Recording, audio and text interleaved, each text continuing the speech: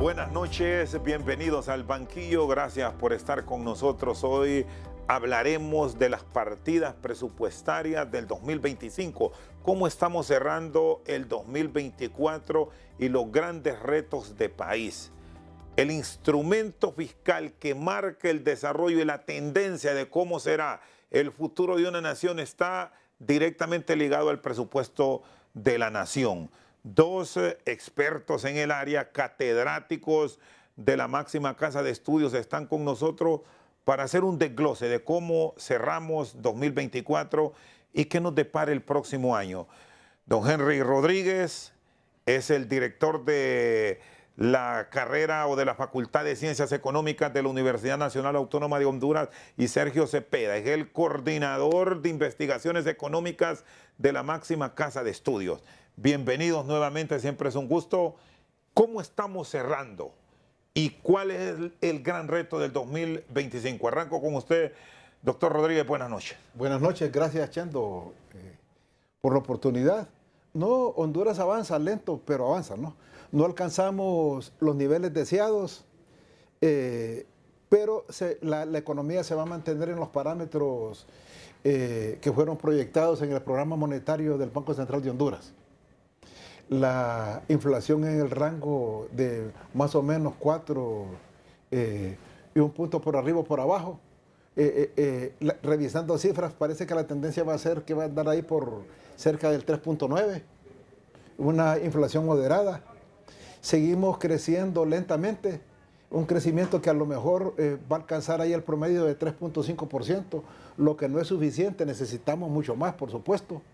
Y luego, este año tuvo sus particularidades, ya que hubo asomos de crisis, solo asomos, por algunas variables que se salieron de control, algunos cambios abruptos que se dieron en la tasa de política monetaria, que han incidido directamente en el comportamiento de las tasas de interés de mercado, esas tasas de interés que aplican los bancos a las personas que ahorran por un lado y a otros que van a sacar préstamos para diferentes actividades, ya sea para consumo, para inversión.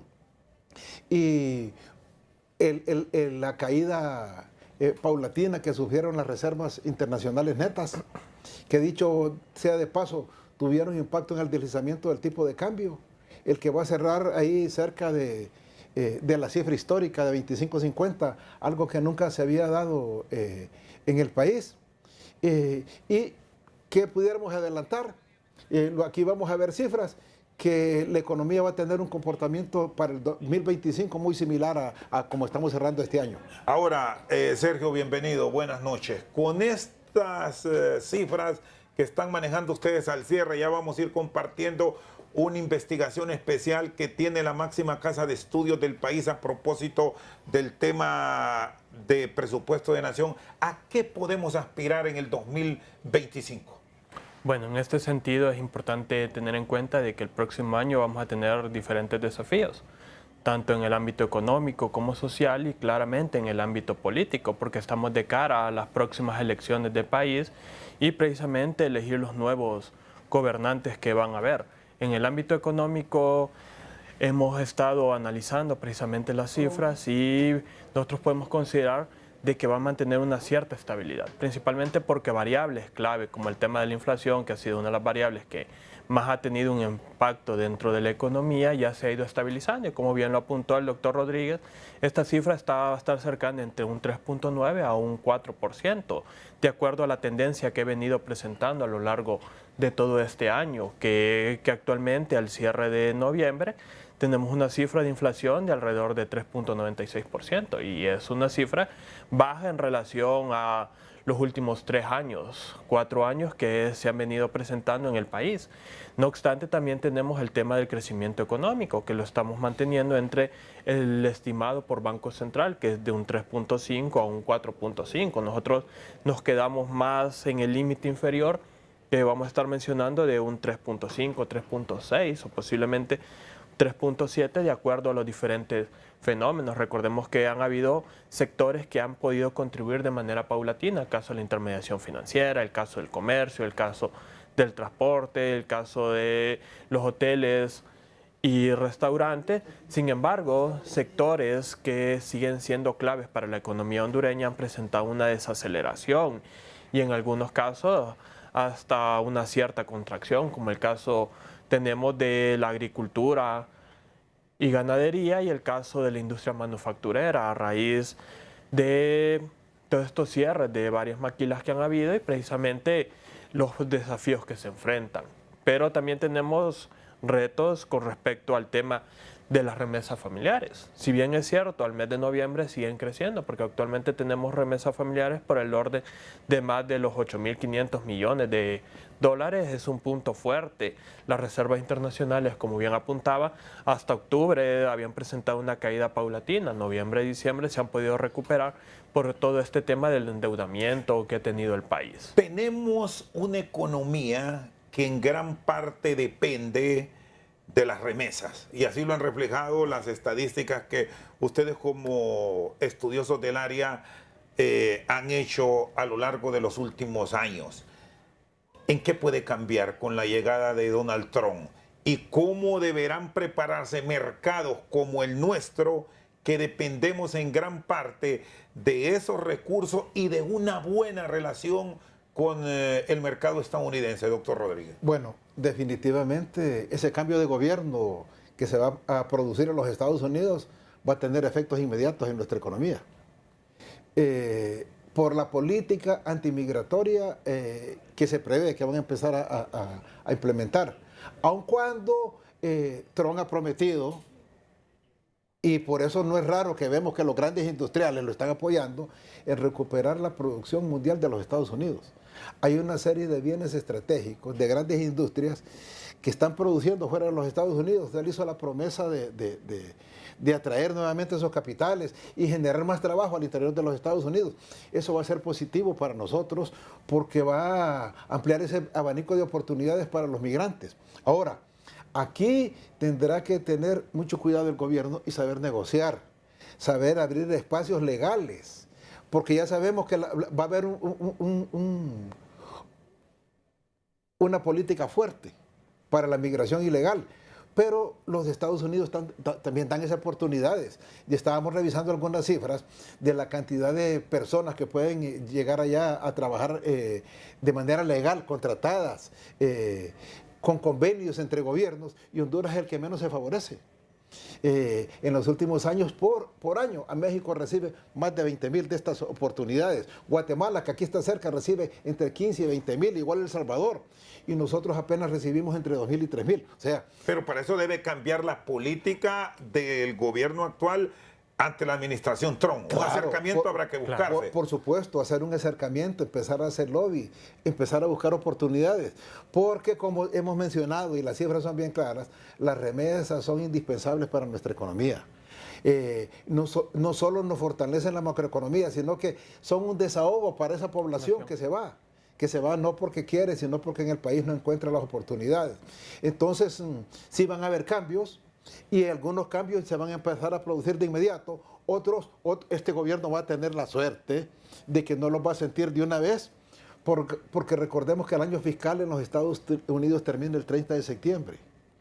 Y ellos son muy respetuosos de las leyes, y hay un montón de desembolsos, de programas de ayuda que ya están programados y que se van a dar. Lo que deja la administración Biden ya como parte de la cooperación que es muy eso amplia, va a seguir. No la van a tocar. No la van a tocar, y si la tocan va a ser mínimamente. Ahora, ¿cuándo se van a ver los verdaderos cambios? Al final de este periodo de gobierno, a partir de octubre del próximo año. Y entonces, porque ya empieza el año fiscal, que ya vamos a controlar directamente este gobierno de Trump. Y el mercado interno local, entonces, ¿cómo ordenarlo?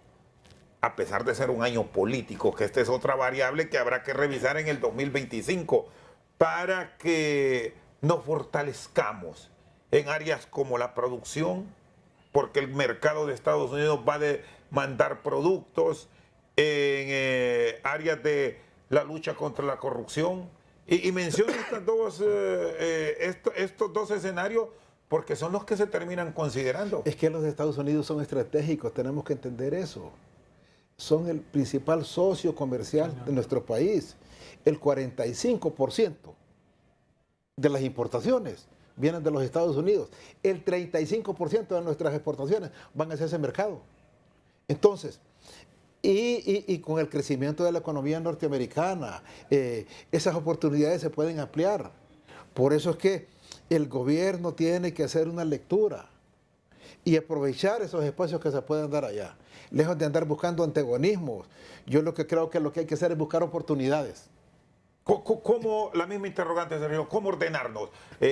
Observando también algunos hechos que no dejan de generar alarma a nivel local, generación de empleo. Y vemos una industria como la maquila que ha dejado espacios y en buena cantidad a nivel de país. Bueno, en ese caso hay que tomar esta ventana de oportunidades, precisamente con lo que propone Estados Unidos y fomentar diferentes áreas. Una de ellas es el tema de la inversión productiva, tanto nacional como la inversión extranjera, porque sabemos que en los últimos meses, años, se ha adolecido bastante de este tema de nuevas inversiones que realmente dinamicen el aparato productivo del país y generen esas fuentes deseadas de empleo. Y acá hay un punto muy importante a poder considerar, porque ya no tardamos en escuchar por parte de la clase política que va a entrar a toda esta contienda electoral de que van a generar tanto número de empleos. Los empleos ficticios que siempre prometen todos los políticos y no cumplen. Exactamente, y esto tenemos que articularlo con lo que ya existe. Nosotros tenemos una política nacional de empleo en Honduras, que se empezó a trabajar desde 2016, 2015 se le llevó a ley, pero nunca lo hemos podido utilizar plenamente, y ahí hay aspectos clave que permiten que se pueden causar el tema del empleo. Y no solamente es decir, el gobierno va a generar empleos, porque sabemos que no es cierto, el gobierno no crea empleos, sino que él favorece las condiciones para que la empresa privada pueda crear esos empleos, y prácticamente también el tema del autoempleo a través de los emprendimientos, entre otros. Entonces ese es un elemento central que debemos tener, y todo esto va a depender de la dinámica que hay en los sectores productivos de nuestro país. Chendo, y aquí es importante no solo estar viendo a los Estados Unidos, sino qué va a pasar en Honduras el próximo año, que es un año electoral. Y es un año electoral atípico. Y podemos decir atípico porque tenemos un partido en el poder que no le está dando la respuesta plena que requiere la población, y nosotros no es que somos críticos del gobierno, sino que las cifras nos lo indican, ¿no? Ya lo vamos a demostrar. Cómo ha crecido el país, qué más se necesita hacer. Entonces, pensar al interior del país en qué puede ocurrir, porque ni siquiera hemos logrado aprobar el presupuesto de ingresos y egresos. Estamos en la incertidumbre si vamos a cerrar este año con la aprobación del presupuesto, que es la herramienta valiosa para el desarrollo. O se va a continuar con una ejecución presupuestaria del 2024 que estamos cerrando con ella con un gran déficit en materia de inversión. Sí, entonces, ¿qué ocurre? Que la ley lo dice bien claro, si no se aprueba el presupuesto este año, sigue vigente el que está, ¿no? Pero eso... ¿Y qué riesgos hay? Bueno, visto lo que tenemos en el país. Riesgos es porque, aunque el gobierno no planifica plenamente, es decir, porque lo que tiene es una planificación sectorial, pero se interrumpe ese orden, ¿no? Entonces, por eso es que es necesario que haya esos consensos. Ojo, y eso nos daña la imagen del país, daña la estabilidad política del país. Los inversionistas nos están viendo el comportamiento que tienen los diferentes actores. ¿Qué hacen? ¿Cómo mueven sus intereses al interior del país? ¿Cómo los grupos de poder se van acomodando? Todos lo ven. Entonces, y al hacer su análisis de si les conviene o no traer su plata para invertirlo en Honduras, ponen condiciones duras. Y aquí hay otro elemento, porque nos hemos quedado con el tema mercado de los Estados Unidos. Pero ¿qué ofrecimiento están dando otras grandes economías, o cómo ir a buscarlas con el afán de atraer esos capitales al país? Caso de China, Sergio, ¿cómo estructurarnos para un beneficio real de país a país y no observar lo que hoy miramos a nivel del mercado? Aquí está lleno de productos chinos, ¿y nosotros para allá qué? Bueno, esta es una pregunta importante de poder realizar, porque recordemos que hay un tratado todavía que se está negociando, principalmente dentro del ámbito político y económico. Y si nos centramos en el ámbito económico, es importante que como país nosotros comprendamos cuáles son esas potencialidades que nosotros podemos ofrecer ante este socio comercial y no quedar precisamente con esas asimetrías que muchas veces suceden, que vamos a tener más importaciones de productos chinos que los que nosotros exportamos al país. Y nosotros lo hemos podido ver, digamos, en los casos recientes con el tema del camarón. Los contenedores que se habían acordado y los que efectivamente llegaron. Y esto es un tema que es importante que se negocie, porque no es el gobierno quien va a ir a negociar el tema económico, son los mismos empresarios de ambos países los que van a lograr en ese consenso cuáles realmente esos productos, esos bienes que se van a importar y a exportar plenamente. Muy bien, Sergio Cepeda y Henry Rodríguez están con nosotros esta noche al banquillo. Hacemos una pausa. Ya cuando regresemos tenemos detalles de cómo se está estructurando el presupuesto de cara al próximo año. Insistimos en el riesgo que se puede tener en el 2025 de no contar con este instrumento fiscal. Después de la pausa se los contamos. Bueno, seguimos al banquillo. Estamos ya con los cuadros de las proyecciones que vamos a analizar. Este es presupuesto del 2025.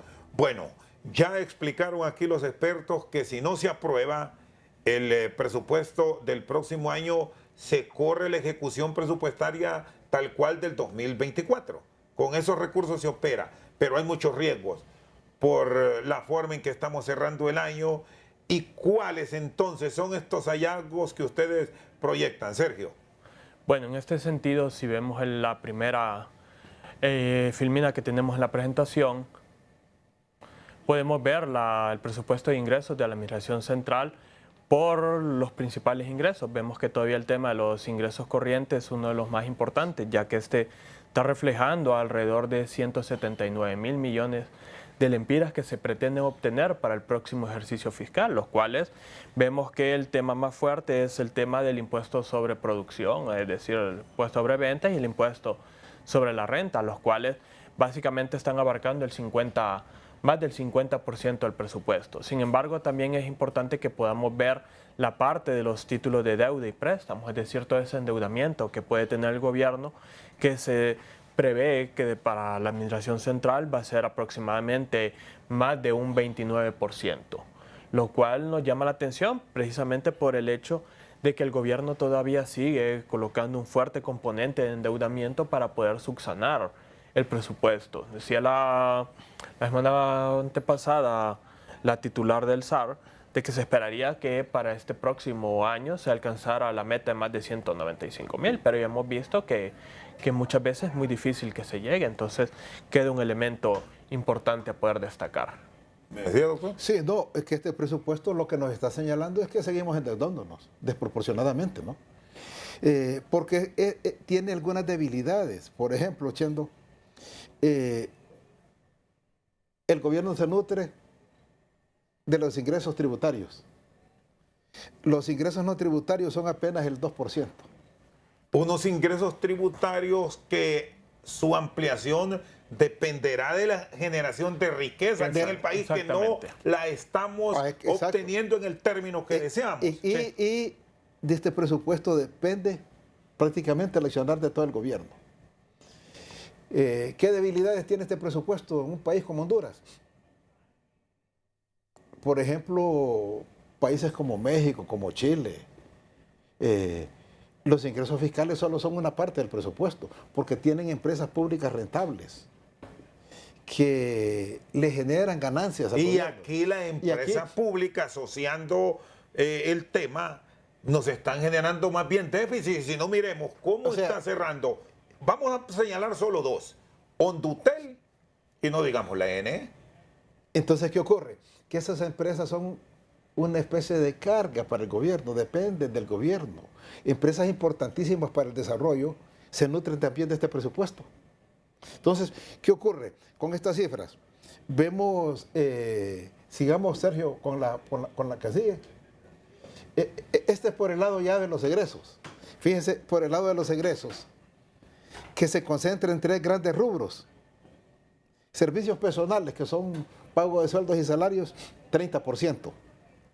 Transferencias y donaciones, que aquí está incluido el presupuesto de todas las dependencias del gobierno, universidades, Corte Suprema, Ministerio Público, el mismo Congreso, 18%. Servicio de la deuda pública, 25%. Sumamos todos estos tres, nos da casi 75%. El espacio que queda para hacer realmente inversión es muy poco. Y ojo a un elemento que se puede presentar perfectamente en un año político, que es el excesivo gasto en lo social, que esto podría venir a generar cambios en estas variables totalmente significativos. Entonces, Chendo, aquí hay que hacerse todo un reto, ¿no? Porque el problema es que tenemos este presupuesto, pero aquí viene la pregunta, ¿y el presupuesto realmente se aprovecha como debería de ser? ¿Se ejecuta? Estábamos revisando cifras al 15 de diciembre y el promedio de ejecución presupuestaria en todos los sentidos en general anda por el 78%. Ahora, 15 de diciembre. La inversión pública, 44%. Ello significa que igual que en los años anteriores el gobierno no va a alcanzar cifras óptimas. Un momentito, inversión pública me dice 44% al 15 de diciembre. Sí, es casi seguro que ahorita están contratando mucha obra y corriendo, haciendo documentos para cerrar el año con un porcentaje mayor. Pero eso no se va a realizar este año, va a quedar postergado. Pero otro elemento, ¿este dinero en realidad existe como tal o solo es papel? Porque este es el otro gran problema. Este dinero, que aquí tenemos presupuestos que nos dicen son tantos y tantos millones, pero cuando hacemos el comparativo, la plata no existe. Es que este presupuesto, Chendo, por supuesto es un indicativo, ¿no? Va a estar, se va a convertir en realidad una vez que los ingresos proyectados se recauden, una vez que los préstamos que están aquí programados se obtengan, por supuesto, ¿no? Por supuesto, que es algo de lo que pasó este año, que con la situación de incertidumbre que vivimos, que la inversión no repunta y que nadie le quería prestar al gobierno, fue una necesidad lograr los avances en la negociación con el Fondo Monetario Internacional para lograr desembolsos.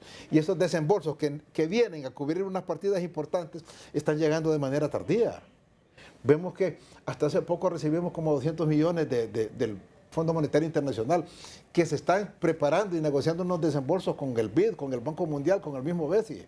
Pero esa obra tendrá que quedar contratada este año.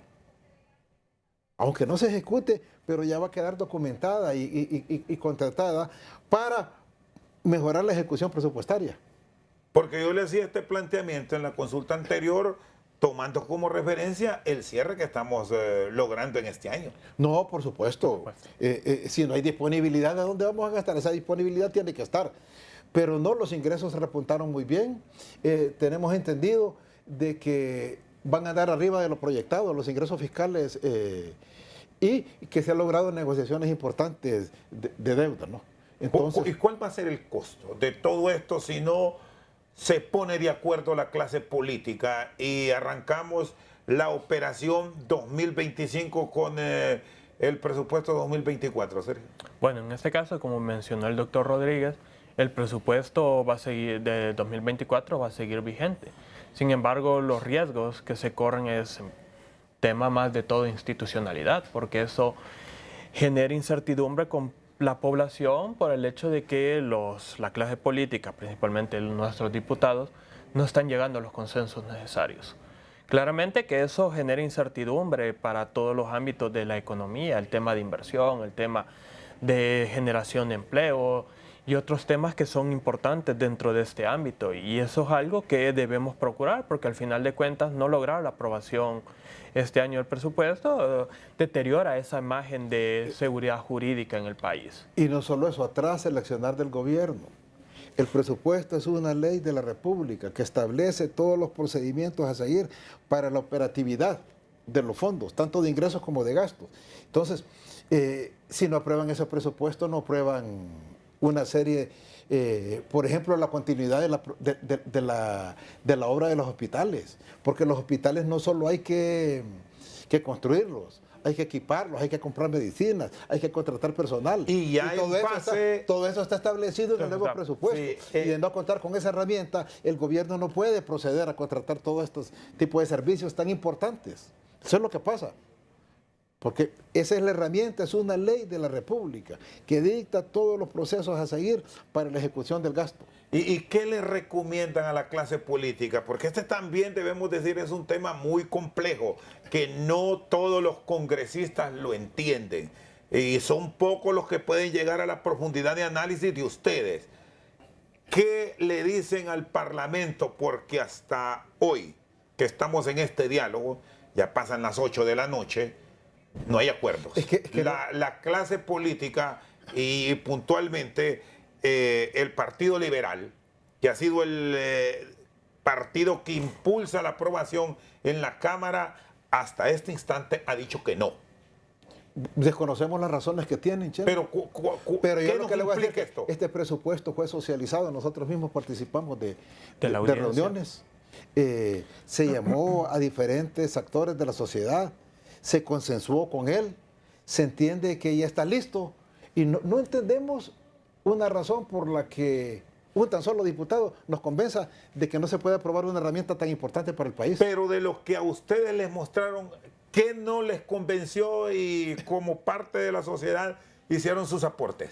Y dijeron hay que cambiar esto porque no es que se va a enviar, ha dicho la oposición, insisto, y se va a aprobar. A ustedes que conocen, ¿qué no les convence? Nosotros hicimos nuestros aportes, nuestras observaciones.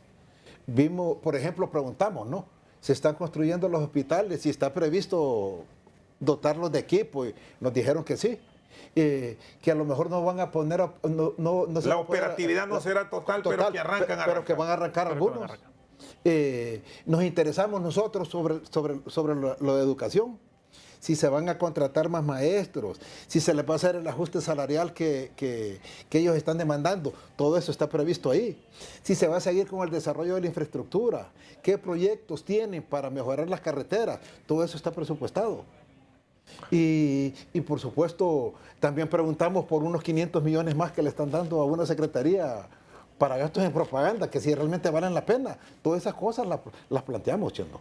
Y aquí hay otro punto también que hicimos dentro de nuestra participación la propuesta, porque es un tema, y usted mismo lo mencionó, que ha generado discusión, y es el tema del gasto social, esa inversión social. Y por cierto, Sergio, perdón, este es el gran punto que genera el debate, porque hablan de una partida superior a los 17.000 millones que serían trasladados estos renglones presupuestarios a la Administración Central en el Ejecutivo. ¿Cómo manejarlo de una forma transparente? ¿Cuál fue el punto de vista de ustedes, por favor? Bueno, en este caso, claramente que los recursos son públicos y por lo tanto deben ejecutarse de manera transparente, principalmente tratando de cumplir por los objetivos bajo los cuales se van a asignar. Y aquí es importante que tengamos eso en claro, porque máxime ya estamos próximos en un año electoral y muchas veces se tiende a prestar mucho del tema del presupuesto para poder decirlo en este sentido, que no se preste la debida atención, no se preste y malentendidos de otra manera. Entonces, es decir, un riesgo de tener un gasto sin control es el que existe. Pues no diríamos un gasto sin control, porque recordemos que para esto existen ya políticas también ya establecidas. Tenemos el caso del marco macrofiscal de mediano plazo, en donde reglamenta todo el tema fiscal en el país, y de una u otra manera se debe seguir los indicadores precisamente en temas de déficit, en temas de endeudamiento, en temas de uso del gasto público, que es una herramienta que está en ese sentido.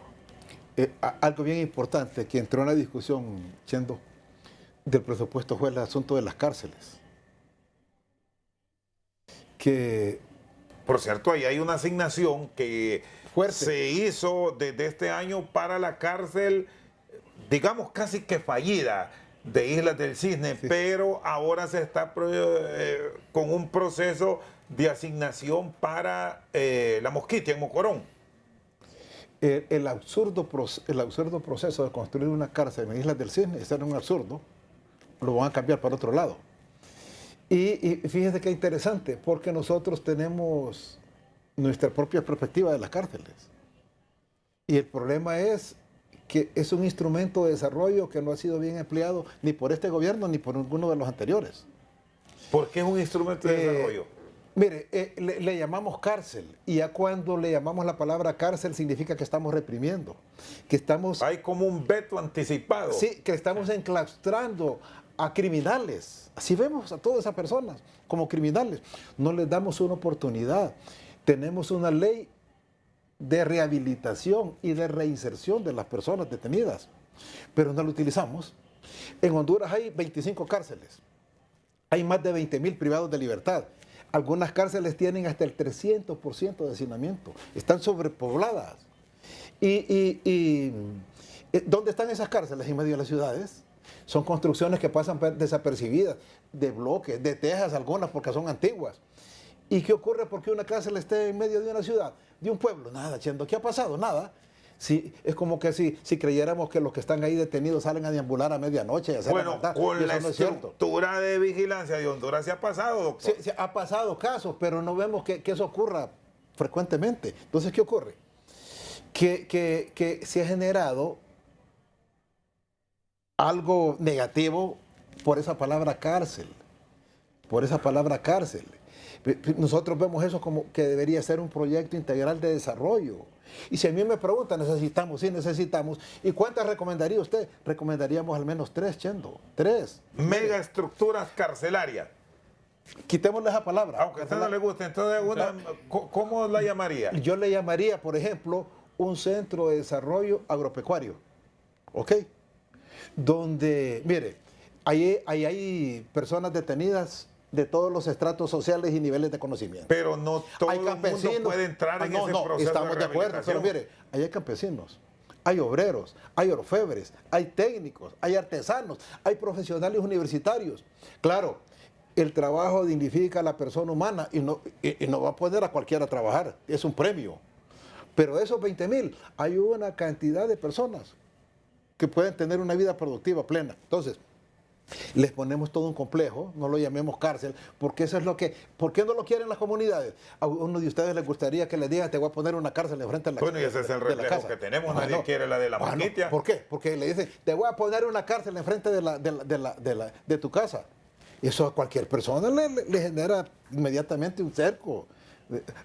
Y lo va a repulsar. Y en la condición económica y presupuestaria, ¿cómo nos retribuiría entonces? Pero si buscamos lugares adecuados que tengan las condiciones para producir, por ejemplo, óigame, somos deficitarios en maíz, en arroz, en frijoles.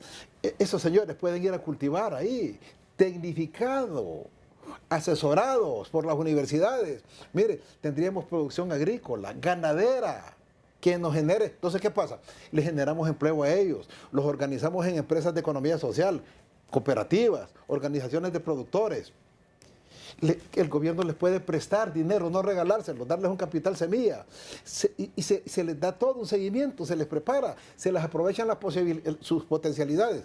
Entonces, tenemos un centro agrícola. ¿Y el concepto aquel de armar criminales, cómo lo manejaría? No, porque se van... Mire, Chendo, el ocio es un mal consejero. Esa gente pasa vinculada con los socios que tienen fuera para hacer delitos, porque no tienen ocupación dentro. Pero si usted los ocupa, los cansa, les saca toda la energía, todo su talento, entonces les pone un pequeño centro industrial para producir bienes y servicios. Óigame, muebles lindos que podemos exportar, zapatos, ropa, joyas. Y luego les ponemos otro centro de innovación para aprovechar las materias primas. Fíjate que las mismas municipalidades, el mismo entorno ganaría, porque aprovechamos las materias primas locales, las industrializamos, las transformamos y generamos tiendas en todo el país. Miren, ¿de dónde se van a nutrir? Comercializamos también, pues ubicamos tiendas en diferentes lugares del país, le vendemos productos de calidad a la población. ¿Y qué pasa? Que ese individuo transformó su vida y es casi seguro que está listo para reinsertarse en la sociedad. No es una ilusión esto. Es una ilusión, es un sueño, pero realizable, Chendo, es posible. Es posible. Lo que se requiere es visión de desarrollo integral. Y la posibilidad de la privatización, que debemos decir son otros conceptos que en algunas naciones los han manejado, ¿es posible meterlo dentro de todo este paquete que usted analiza? Sí, esas van a ser, es decir, es un mix entre el gobierno y ellos, porque ellos van a ser dueños de sus empresas, Chendo. Fíjense que ahora, ¿a qué va la familia a visitar a alguien que está en la cárcel? Palabra que a mí me suena dura. Lo va a visitar para ver cómo está, le lleva medicinas, le lleva comida, le lleva ropa. Cuando esa persona pudiera generar ingresos, pudiera generarse un salario, un sueldo y ser un apoyo para su familia que está afuera. Y luego, cuando salga, mire, ahí pueden entrar, y si no hubieran suficientes, le generamos trabajo a la comunidad. Hay unos proyectos de forestería comunitaria muy interesantes que ha desarrollado el ICF que se pueden ligar con esto, mire, y producir muebles para exportar, utilizar la madera hondureña de mejor manera. O sea, ¿es un sueño? Sí. ¿Es realizable? Sí. Lo que se requiere es visión y voluntad política para cambiar ese esquema de que nadie quiere una cárcel, como decimos vulgarmente, ¿no? Sino hacer toda una transformación social, por supuesto. Y yo pongo a la disposición las universidades. Todas las universidades tienen muchachos que hacen la práctica. Que vayan ahí, que se acerquen, que generen talento. Aprovechemos, Chendo, todo este potencial que tenemos. Saquémosle, yo diría, todo el talento que tienen esas personas y que se está desperdiciando. Si ellos mismos se van a sentir transformados y útiles a la sociedad.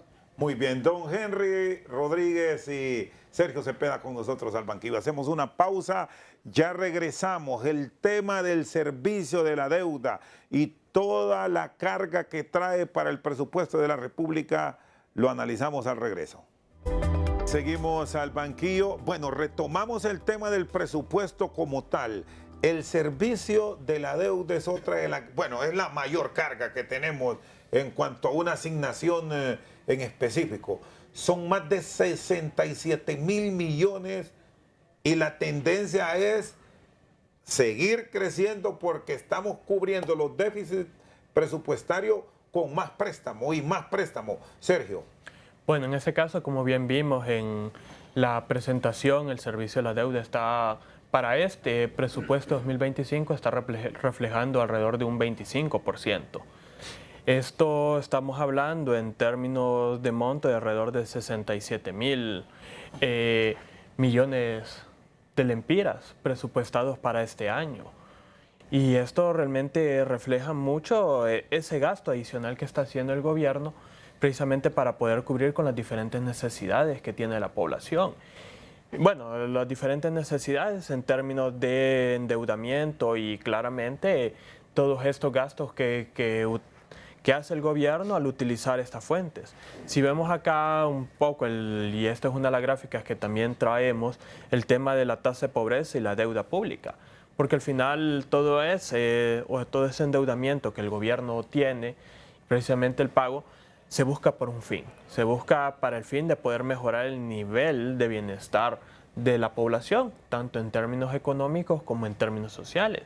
Sin embargo, podemos ver acá que la deuda ha ido creciendo en los últimos años. Sin embargo, la tasa de pobreza mínimamente se ha visto reducida, en la cual nos pone a pensar si realmente todo este endeudamiento que se está teniendo realmente está dando el fruto deseado, que deberíamos tener una tasa de pobreza mucho más baja, principalmente por todo el tema de lo que se debería tener. Pero estamos viendo que prácticamente no, el tema de la pobreza está retornando a su nivel prepandemia, que nosotros hablábamos de alrededor de un 58-59%, que era el histórico que se había mantenido y que claramente se ha reflejado en estos casos. ¿Habrá un ente con la validez dentro del Estado para supervisar estos números? Y planteo esto porque aquí, si le preguntamos a los economistas de hoy que están dentro de la administración pública, estamos bien.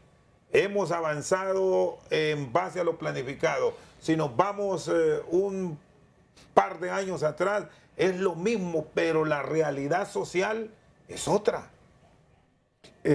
Chendo, si queremos medir rápidamente el éxito de un gobierno, lo medimos a través de dos simples variables: la tasa de pobreza y la capacidad para generar empleo.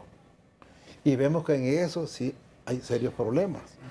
Aun cuando el INE ahora nos presenta unas cifras de reducción de pobreza, pero no son significativas. Como dijo Sergio, lo que estamos haciendo es simplemente volviendo a los niveles que tenía el país antes de la pandemia. Y en cuanto a la generación de empleo, no se generan los puestos de trabajo que demanda la población. ¿Cuánto, ustedes me dan el comparativo del 2017 al 2024? ¿Cuántos empleos se han generado? ¿Dónde estuvieron los grandes picos? Si es que se puede llamar de esa forma, que podríamos tomarlos como ejemplo. Si ponemos otra vez el recuadro, Sergio, para que Sergio nos dé la explicación del caso. Bueno, en este caso también traemos otra gráfica que comparamos el crecimiento económico y la tasa de desocupación para el periodo 2017-2024. Y podemos ver que el tema del crecimiento económico ha sido insuficiente todavía para poder generar esos puestos de trabajo que requiere la economía. Aquí hay que tener en cuenta varios aspectos, y es que las diferentes actividades productivas albergan de diferentes maneras la población económicamente activa, o lo que nosotros llamamos actualmente fuerza laboral. La línea azul, ¿qué nos representa frente a la verde? La línea azul nos representa la tasa de crecimiento económico. La línea verde nos presenta la tasa de desocupación que hay en el país, que es la tasa que nosotros hemos conocido como tasa de desempleo. Que al final, por una definición técnica, nosotros ahora hablamos de tasa de desocupación, principalmente refiriéndonos a todas esas personas que no cuentan con un trabajo o con una ocupación como tal.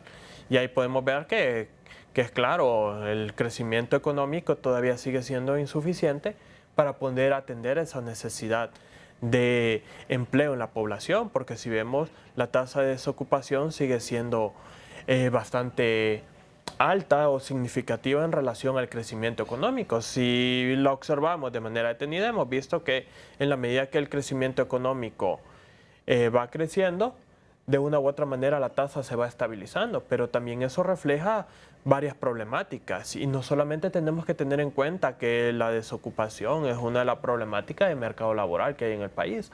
Actualmente, con los datos recién publicados por el INE, estamos hablando de aproximadamente 205,000 personas que se encuentran en esta condición. Uno dirá, pero es una cifra bastante baja en una población, en la fuerza de trabajo de alrededor de 3.800.000 personas, pero si nosotros comparamos, el verdadero problema del mercado laboral es el tema de la subocupación, es decir, todas aquellas personas que están ya ocupadas, ganando un salario o un ingreso para poder mantener sus familias o ellos mismos, pero muchos de ellos están en temas de subocupación, es decir, que realmente no están laborando bajo las condiciones que deberían laborar, es decir, a través de un empleo digno o un empleo productivo, sino que están ganando menos del salario mínimo. Y aquí una gran cantidad de este empleo, que me dice que no está en las cifras, que deberíamos aspirar como un país donde hay atractivo a la inversión, ese empleo generado por es el emprendedor. Autoempleo. Es el autoempleo. Sí, pero hay que dejar bien, hay que hacer énfasis en lo que mencionaba Sergio, porque aquí hay doble problema. Uno es la falta de empleo y la otra es la calidad de los puestos de trabajo existentes. El 44% de la fuerza laboral empleada en el mercado formal de trabajo está en condiciones que no son las mejores, están en condiciones de subocupación. Unos quieren laborar la jornada completa y no lo logran, y otros no reciben el ingreso de acuerdo a la ley del salario mínimo. O sea, por eso es que hay pobreza, porque el trabajador va, sale, labora todo el día, pero los ingresos no le son suficientes para cubrir las necesidades elementales de su hogar. Entonces, en eso se refleja la tasa de pobreza. Y para revertir estos números que planteábamos en la gráfica anterior, ¿cuál debería ser la aspiración en cuanto a crecimiento económico? Estamos ni siquiera en 4%. Bueno, deberíamos proyectar a futuro y quizás como meta de la nueva administración, ¿llegar a qué promedios? Bueno, en lo más alto, apuntarle a lo más alto posible, Chando. Arriba. Pero para el mercado nuestro, la realidad, porque aquí escuchamos, doctor Rodríguez, que vamos a crecer un 5, un 6%. Pero eso lo Pero no lo logramos. Nunca lo logramos, lo venimos escuchando hace tiempo. Pero no lo logramos. ¿Un ideal cuál sería? Ideal sería para estabilizarnos en el tiempo. Y competir. Un 5%, que no está. Pero lo que pasa, Chendo, que para ello necesitamos hacer cambios profundos en la estructura productiva del país. Tenemos una oferta exportable muy limitada. Y entonces, ahora que hablábamos de las negociaciones con China, yo pensaba, es que Honduras tiene muy poco para ofrecer. Claro. Entonces, seguimos ofreciendo lo mismo. Y encima, ni siquiera tenemos un producto, aparte del café, que está repuntando y nos va muy bien. Competimos fuertemente con otros países de los mercados internacionales en calidad, en precio. Entonces, hay que hacer cambios en la estructura productiva. No podemos seguir haciendo lo mismo, produciendo lo mismo, solo exportando productos de la naturaleza, sin generarle valor agregado. Entonces, hay que apostar primero a mejorar la oferta exportable y luego a generar industria que sustituya importaciones. Revisando las cifras, las exportaciones no repuntan, han caído y siguen cayendo. Y aquí hay otro elemento que agregamos, otros productos que pueden ser considerados como óptimos para el mercado, más bien se han deprimido. Camarón, La Palma aceitera, Colón es un gran productor, está la infraestructura vial rota y no se puede sacar el producto, ahí incluimos la leche y ojo que no es crítica, es un asunto de ordenarse, de planificar y atenderlo puntual, no estar pensando en política. Entonces, ¿a qué nos lleva esto? Que necesitamos un plan nacional de desarrollo. Seguimos insistiendo en esto porque es necesario que quede claro cuál es el rumbo que vamos a seguir con el país. Pero ¿qué pasa? Porque hay que cambiar la estructura productiva, definitivamente. ¿Y qué pasa con la sociedad como tal que no reacciona? Porque aquí creamos los proyectos y los programas. Ahí se hicieron unas mesas agrícolas que tenían buena proyección a inicios del siglo, en el 2000. Llegó el otro gobierno y las engavetó. Sí, por eso, porque no hay políticas de Estado. Cada gobierno llega a... Los celos nos están matando, quizás. Los celos y la falta de visión de desarrollo, ¿no? Porque debe haber una verdadera sinergia, un verdadero acercamiento entre la empresa privada y el gobierno, Chendo, y en eso estamos débiles, estamos fallando. No hay una verdadera integración. Un gobierno que sea el facilitador de los procesos de desarrollo, que genere todas las condiciones para que la empresa privada invierta, para que la empresa privada genere empleo, genere empresas productivas, ingresos para las personas. Pero, ¿qué ocurre? Que esas políticas públicas no están orientadas ahí en este momento, ¿no? Entonces, vemos un debate y un antagonismo entre la empresa privada y el gobierno. Han habido intentos de acercarse, pero todavía hace falta mucho por hacer. Muy bien, don Henry Rodríguez y Sergio Cepeda al banquillo. Una pausa, ya regresamos. Seguimos al banquillo. Bueno, y todo esto lo puede cambiar la famosa ley de justicia tributaria, que es otro de los temas de discusión en la Cámara Legislativa, donde siguen sin encontrar los consensos. Sergio. Bueno, en este caso, nosotros hemos sido enfáticos desde la Universidad Nacional Autónoma de Honduras que esto solamente es una parte de una política más integral dentro del ámbito fiscal. Claramente que el tema tributario es clave porque es de donde surgen precisamente gran parte del financiamiento del presupuesto, como lo hemos podido ver a lo largo de esta discusión, pero se debe considerar precisamente todos esos elementos que lo incluyen. Si bien es cierto, se necesita un cambio precisamente en el sistema tributario, pasar de una regresividad a una progresividad, eso es algo que nosotros estamos claros, el tema de la revisión de las exoneraciones y exenciones, principalmente que se pueda revisar todas aquellas que realmente no están generando los objetivos bajo los cuales se lograron obtener, y aquellas que sí lo están cumpliendo se pueden seguir premiando, precisamente porque están generando desarrollo para el país. Aunque aquí se han satanizado, no hay el espacio para escuchar lo que es favorable, como señala, frente a lo que se falló. Sí, es una de las cosas que realmente se ha venido dando y que no ha permitido llevar el consenso a esto. Porque al final de cuentas, recordemos que todo esto de una u otra manera se articula precisamente para poder lograr mejorar la situación de estabilidad en el país, lograr objetivos dentro del ámbito fiscal y claramente dentro del ámbito del desarrollo nacional. Bueno, Chendo, es que la ley de justicia, nosotros, como lo dijo Sergio, proponemos una reforma fiscal integral. O sea, la ley de justicia tributaria es apenas un paso importante, pero no se ha logrado dar, porque no se encontraron los consensos, porque tal vez no se supo negociar efectivamente de mejor manera, pero sí es una necesidad. definitivamente. Y lo que ocurrió es que el gobierno lo lanzó como su tabla de salvación, se aferró a ella, porque hay otras cosas que se pueden ir haciendo a la par, ¿no? Buscando algunas modificaciones fiscales pequeñas para ir avanzando. El Partido Liberal incluso como organización política presentó la ley de equidad tributaria, que claro, muchos sectores, el mismo sector privado, mostró su acuerdo en varias de las propuestas.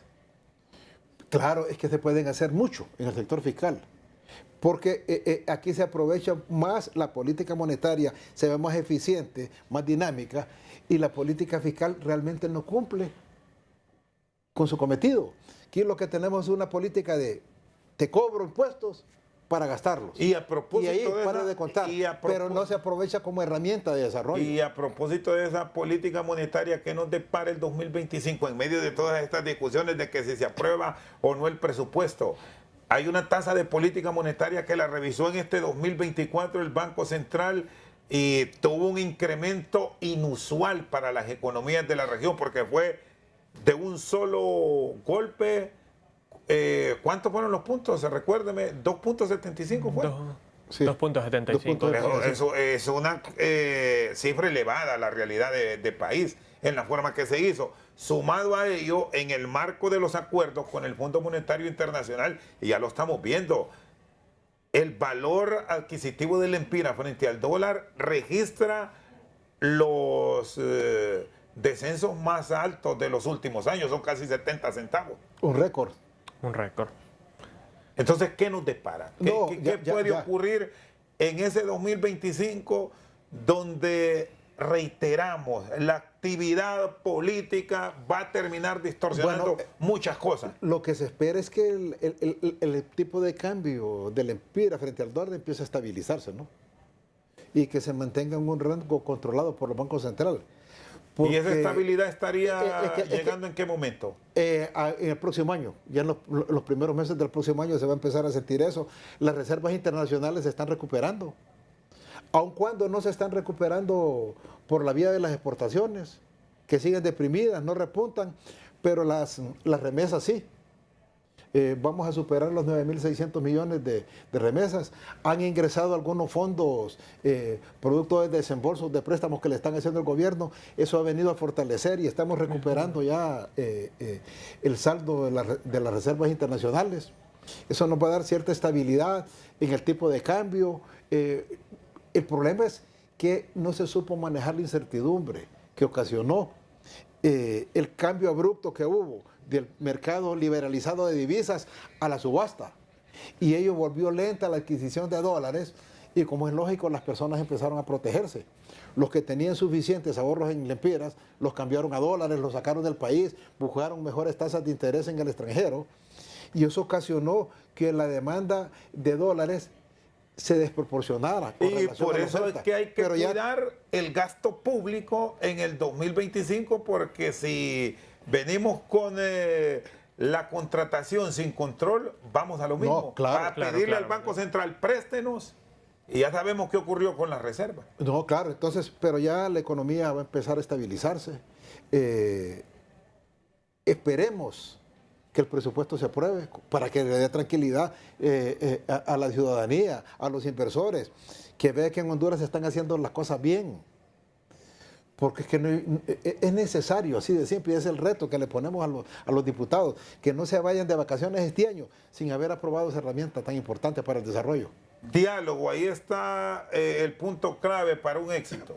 Claramente el diálogo y el consenso van a permitir que podamos terminar este año con la aprobación del presupuesto general de ingresos y egresos de la República y principalmente poder encauzar cuáles van a ser los objetivos que vamos a perseguir el próximo año de cara, como bien hemos venido mencionando, el tema de las elecciones, porque ese es un elemento clave que no podemos obviar dentro del panorama económico y social de nuestro país. Y a esto agregamos otro elemento, aunque a muchos aquí en el país no les gusta y nos dicen que son gringueros, es que hasta que se le arrastran a los Estados Unidos, esa relación hay que cuidarla, porque en parte ya sabemos quién es el que dicta la pauta en el Fondo Monetario Internacional, en el Banco Mundial y en el mismo Banco Interamericano de Desarrollo. Mire, es el gobierno de Estados Unidos y en este caso será Trump. Definitivamente hay que cuidar esa relación. Dependemos en todo, en todo. Importaciones, exportaciones, generación de empleo, remesas, préstamos, ayudas directas. Entonces, yo diría que ese socio hay que tratarlo con cuidado, hacer un acercamiento juicioso para aprovechar todas esas oportunidades que pudiera dar el nuevo gobierno que va a asumir en los Estados Unidos. Muy bien, le agradezco a Sergio Cepeda, al igual que al doctor Henry Rodríguez, y queremos cerrar y compartir con ustedes. Hoy estamos cumpliendo 8 años aquí en el banquillo. Hablando de números, son 8 años, son más de 1.600 entrevistas. Gracias por darnos ese privilegio de venir a celebrar con ustedes. Sí. Les deseamos éxitos y que esos 8 se conviertan en 80 y esos 80 en 800. Bueno, son alrededor de 1.600 programas que hemos compartido con ustedes. Queremos agradecer a los ejecutivos de la empresa, al licenciado Rafael Enrique Villeda, a la licenciada Ana María Villeda de Cafati, a todo el equipo que nos apoya y a todo el personal de TSI que también hoy, con la nueva plataforma noticiosa, arriba a 8 años de estarle sirviendo y llevando a diario las noticias de primera plana en el mundo. Por su sintonía esta noche, muchas gracias.